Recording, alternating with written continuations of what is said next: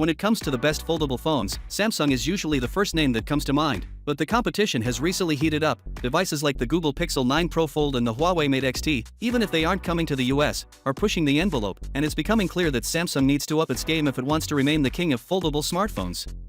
Don't get me wrong, the Galaxy Z Fold 6 is fantastic, but it's just a development of the prior model rather than a dramatic leap ahead. It has received several significant enhancements, including AI features, durability, and more, but there are still instances where the Fold 6 seems like it is holding back. While Samsung excels at the fundamentals, its competitors are becoming more daring. The Fold 7 is approaching and it's time for Samsung to show us something next level. Here's one thing that had a lot of people talking about the Fold 6, the camera for a gadget that costs a little fortune beginning at $1,900. You'd think Samsung would give it a top-tier camera system, but the hardware is a little disappointing, particularly when compared to the Galaxy S24.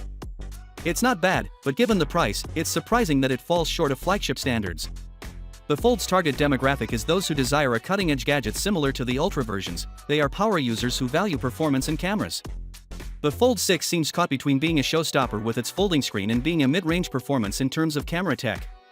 If Samsung is serious about the Fold 7 being a real flagship, they must lift the ante and provide the same or better camera sensors than the S25.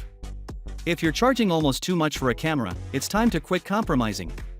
One thing that everyone likes to criticize about foldable phones is the crease, which the Galaxy Z Flip 6 does a wonderful job of reducing. Fold 6 still has a visible line along the center. Sure, it's less visible than in previous versions, but it's still there. Why doesn't the Fold 6 have the same crease-reducing magic as the Flip 6?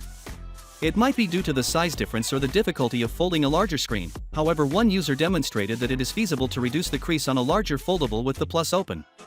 Samsung should attempt to make the crease practically undetectable with the Fold 7, so that we may have a premium experience that is sleek and smooth, with less of a crease moment. The Fold 6 is excellent, but it still feels rather big when folded. If you're a lover of sleek pocket-friendly gadgets, the Fold may be a bit of a headache to take about. Finally, what are your thoughts about it? So with that being said, let me know your thought in the comment below, and if you are new here, please subscribe. Peace out.